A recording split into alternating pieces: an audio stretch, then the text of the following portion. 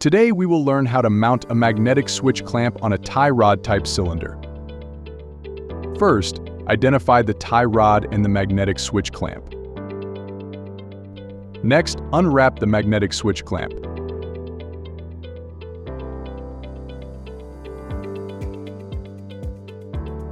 Unscrew that end cap and it will be ready to go beneath the cylinder's tie rod. Now place the clamp below the cylinder tie rod.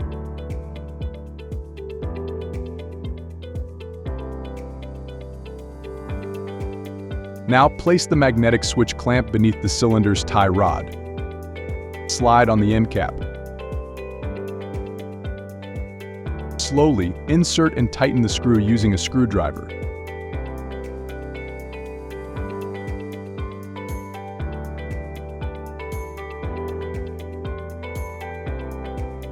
Ensure the magnetic switch clamp is securely fastened.